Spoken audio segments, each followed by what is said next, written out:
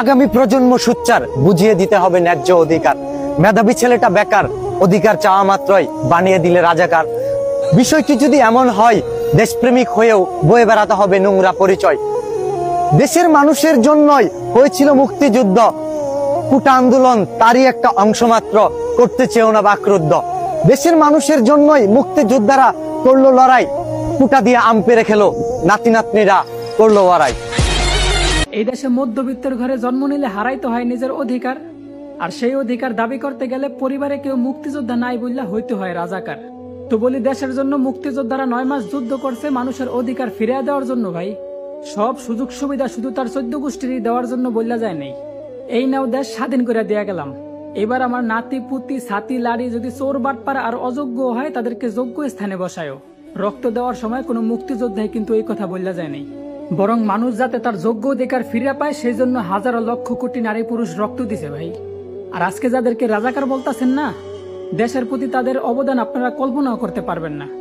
কারণ সেই মানুষগুলোর যোগ্যতা থাকা সত্ত্বেও টাকার জন্য চাকরি না পাইয়া বাপের জমি জমা বেচা প্রবাসে পাড়ি জমায়, আর মাসের পর মাস কষ্ট করে নিজের দেশের জন্য রেমিটেন্স পাঠায়।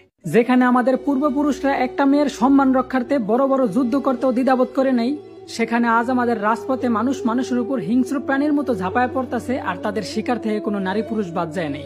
1000 বছর আগে বলে যাওয়া আমাদের প্রিয় নবীর কথাগুলা ভুল ছিল না ভাই। মানুষ এখন কি কারণে মরতেছে আর কি কারণে মারতেছে, এই দুইটা প্রশ্নের একটা উত্তরও কারো কাছে নাই।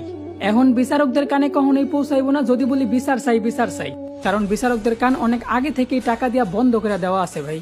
তো পরিশেষে একটা কথা খুব দুঃখ নিয়েই বলতে হবে আমার, যে নিজের এক স্বাধীন দেশের নাগরিক হিসাবে পরিচয় দিতে লজ্জা হয় আমার।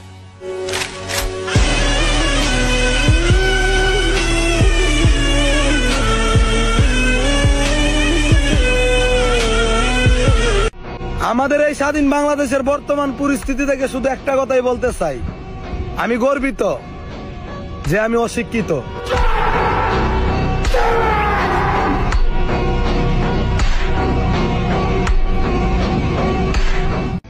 বাংলাদেশের বর্তমান পরিস্থিতি দেখে একটা রিকশাওয়ালা বলতেছিল, আমি গর্বিত যে আমি অশিক্ষিত। কত আদরে ভালোবেসেছি